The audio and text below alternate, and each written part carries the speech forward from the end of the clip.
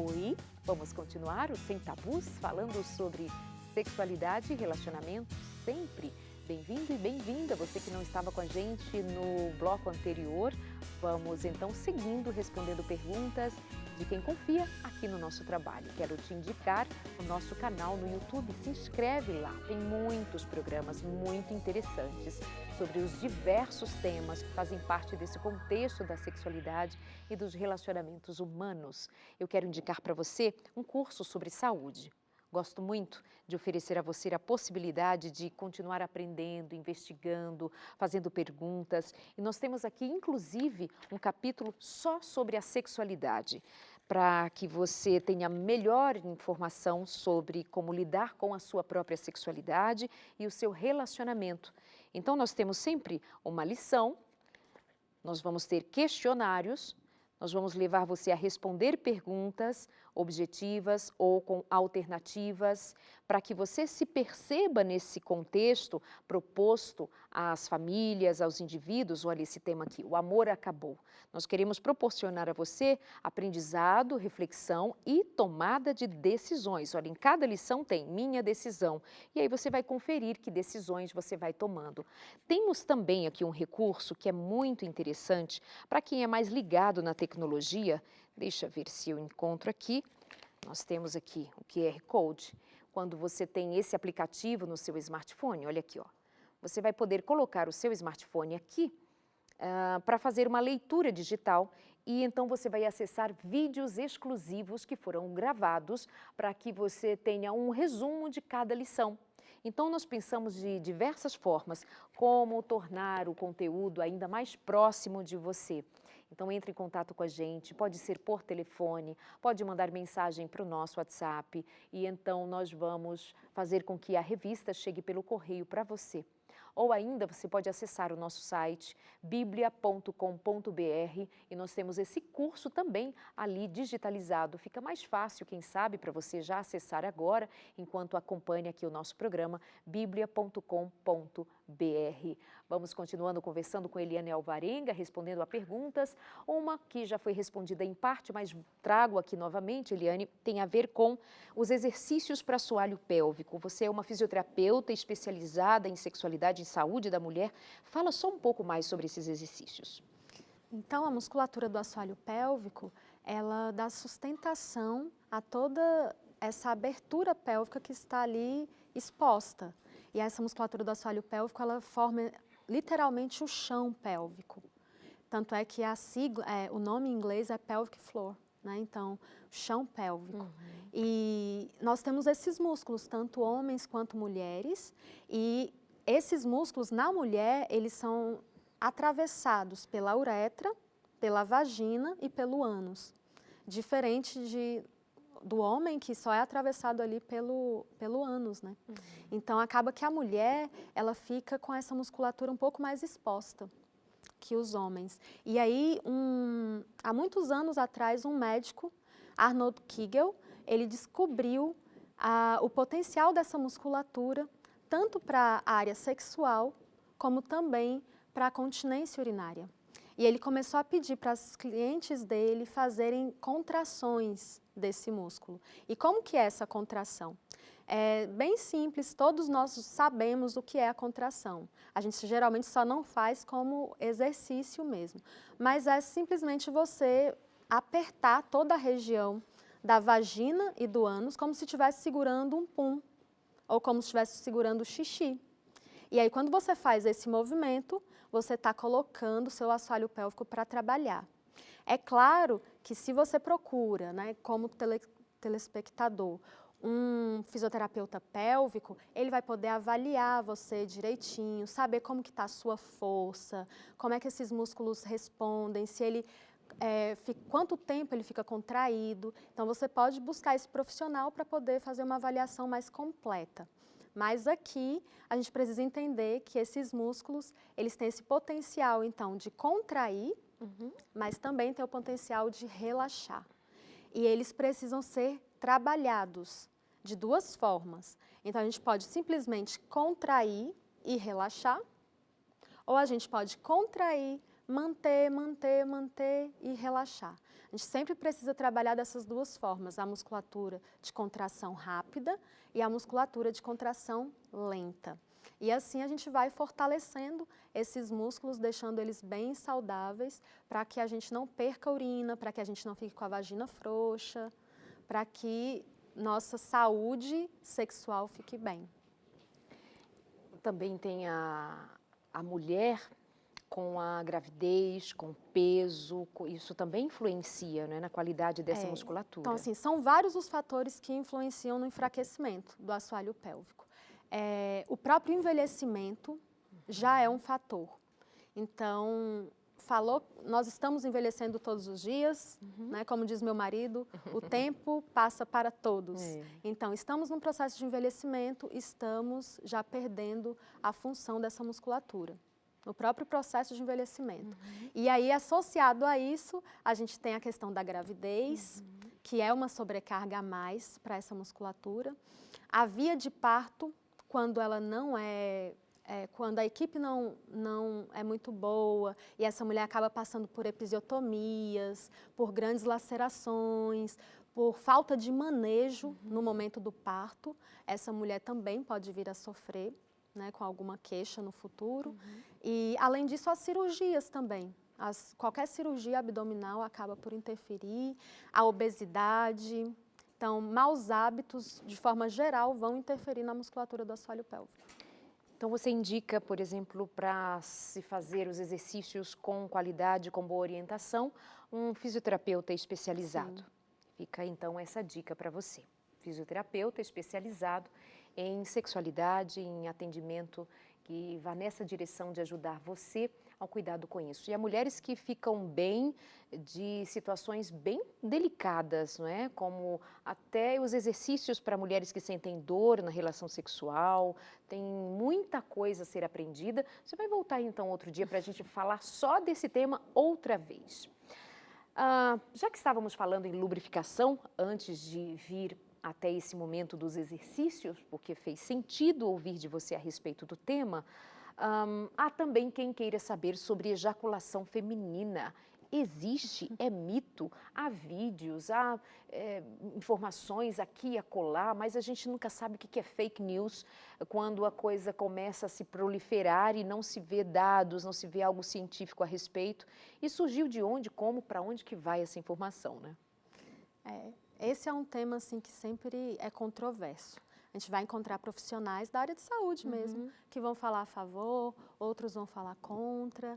E a gente precisa ter um pouco de coerência para definir esse tema. E eu digo o seguinte, nós, enquanto homens e mulheres, somos seres diferentes. Temos muitas coisas parecidas, né? Como eu disse, o órgão sexual, nós temos órgãos homólogos. Então, assim, até a 8ª semana gestacional, homens e mulheres, fisicamente, eles eram exatamente iguais. Éramos todos iguais. E aí, o que acontece? A partir da 8ª semana, os hormônios começam a ficarem mais intensos e o pênis se desenvolve, mas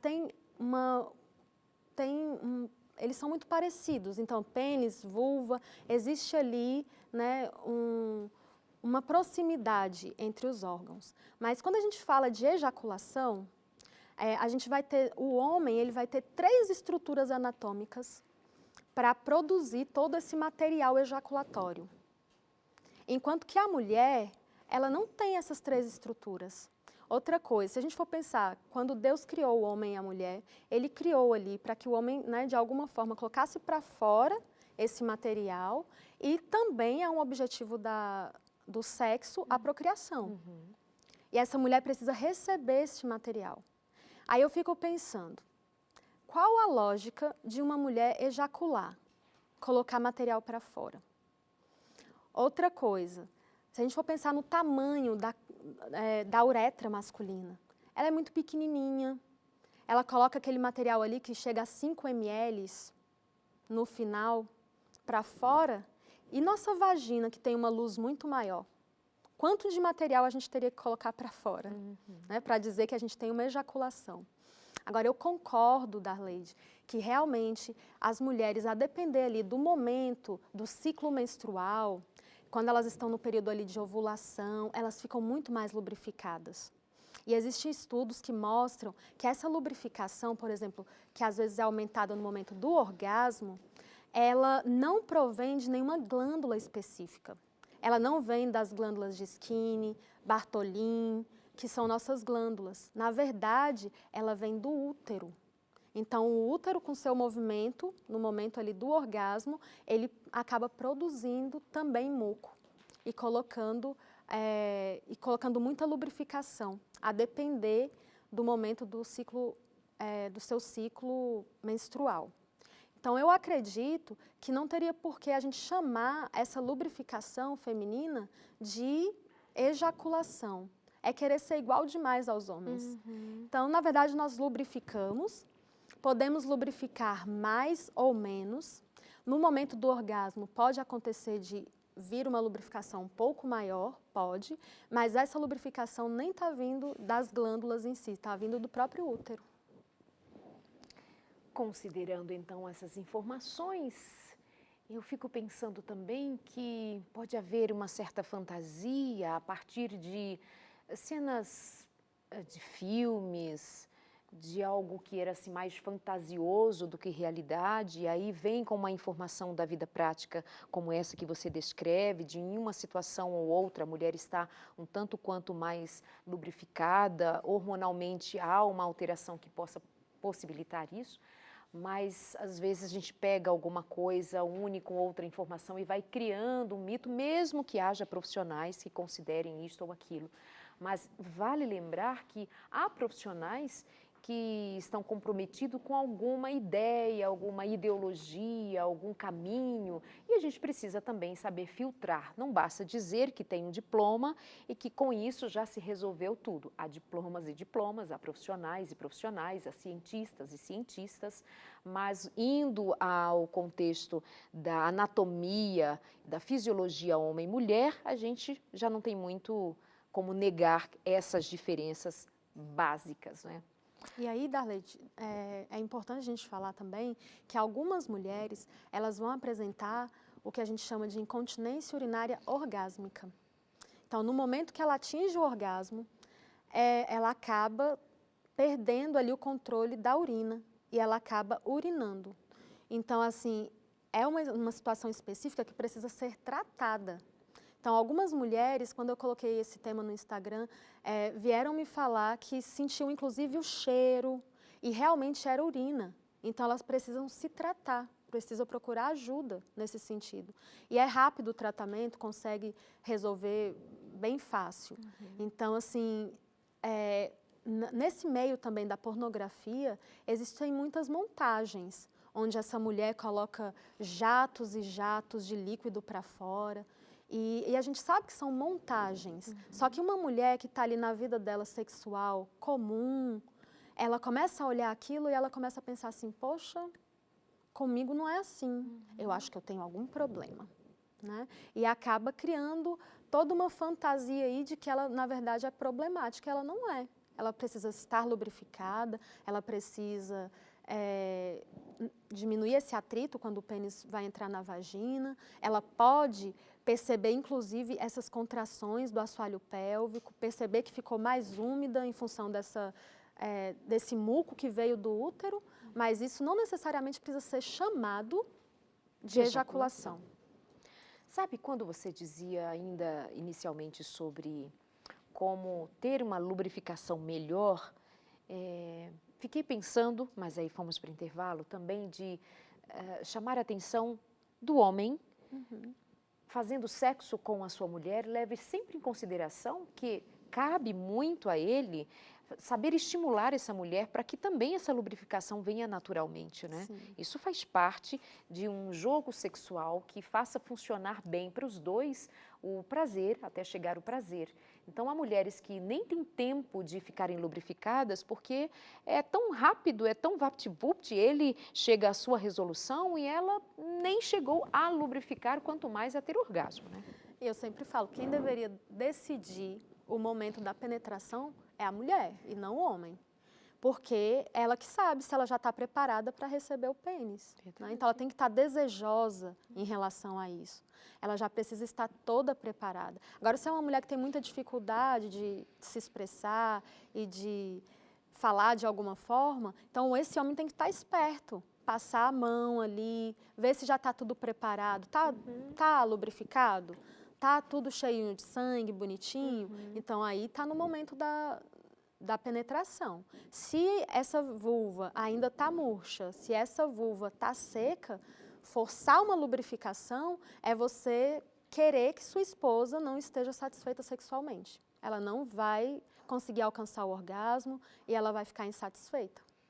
E a gente pode até pensar numa espécie de estupro, né? Que é quando uma mulher é forçada a fazer um sexo e ela certamente não está lubrificada numa situação de tensão, de medo, de mal-estar provocada por um crime que está sendo cometido.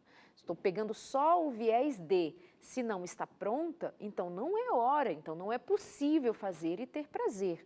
Então, cuidem disso, os homens precisam ficar mais atentos. Dizem, uma dificuldade grande de os homens estudarem sobre sexo, estudarem sobre a sexualidade da mulher, mais sabem sobre o prazer pessoal, porque são eles próprios quem sentem, e nisso não ajuda na construção desse relacionamento. Então, os meninos, cabe ler um pouco, cabe perguntar um pouco, cabe se instruir um pouco para lidar com isso que faz parte da vida saudável de um casal. E contribua para o bem-estar dessa mulher. Pergunte, espere, controle-se, e aí vai ficar bem bom para os dois. Mais uma questão. O que fazer quando se sente dor na relação? Já tratamos sobre a questão dor aqui, mas é uma pergunta bem recorrente. Dor tem a ver com os traumas, tabus? O que dizer sobre? Quando a gente tem dor na relação sexual, a gente vai ter realmente um somatório de questões fisiológicas, psicológicas e culturais. Então, a gente pode ter uma mulher que tem vaginismo, que ela fica tão tensa, ela fica com tanto medo dessa relação sexual, que a resposta do assoalho pélvico dela é exatamente se fechar. E esse assoalho pélvico se fecha ao ponto de não entrar um dedo, não entrar um cotonete, e é uma contração involuntária. Então, a gente sabe que a dor, ela não combina com o prazer. Vamos fazer assim, vamos falar um pouquinho mais, inclusive, sobre vaginismo e sobre porque a dor ocupa esse lugar no sexo. E é uma experiência muito recorrente, pelo que dizem, pelo que nos chegam aqui como em forma de pergunta. Então, vamos falar um pouco mais sobre isso logo depois do intervalo.